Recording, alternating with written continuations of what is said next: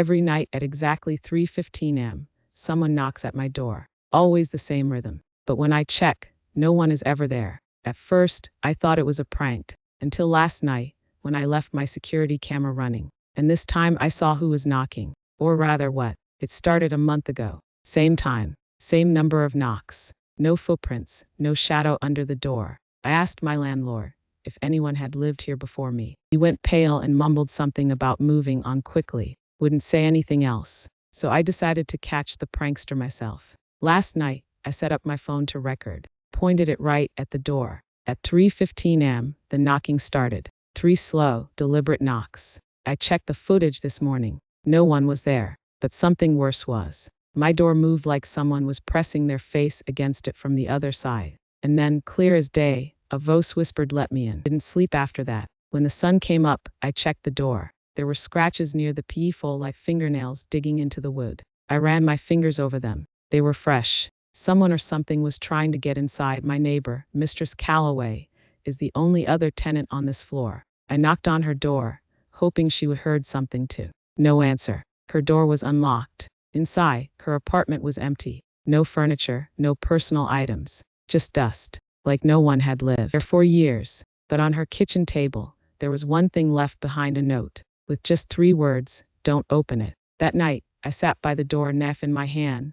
3:15 am, the knocks came. 3. Slow, hollow. I stared at the handle. It looked wrong, like it was turning itself. Then in the silence, I heard it again. That whisper, "Let me in." I had two choices. Open the door, or run. My heart pounded. I grabbed the handle, hand shaking, and yanked the door open. The hallway was empty, but the air was wrong, freezing, heavy. And then I looked down. There was something at my feet, a package, with my name on it, and smeared across the top, in something dark and white, was a single word, "Welcome." I didn't want to touch it, but I had to know. I peeled back the paper. Inside was an old Polaroid photo of my apartment door. Only, the photo wasn't old. It was taken last night, and standing in front of my door staring right into the peephole was me. I dropped the photo. My head spun. And then knock, knock, knock. My door. 3:15 am. I wasn't alone anymore. And this time, I don't think I have a choice. I don't know what's happening. I don't know who or what is knocking every night.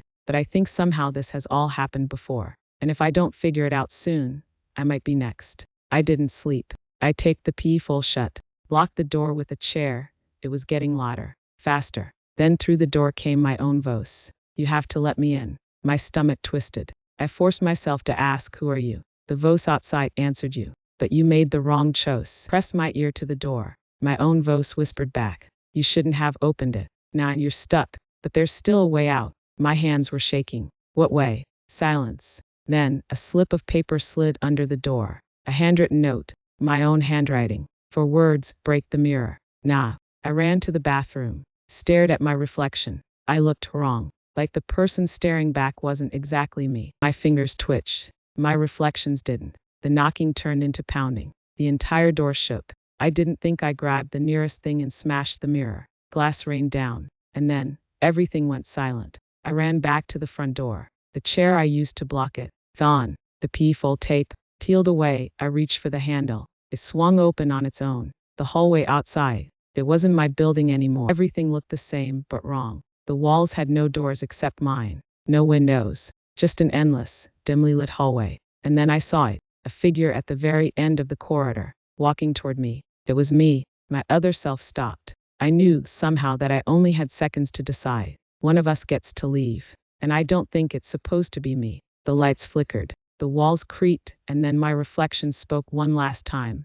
"It's your turn now." I don't remember what happened next. I woke up in my bed. But something is off. My apartment door doesn't lock anymore. My phone has no missed calls. No photos. And the mirror I shattered? It's back.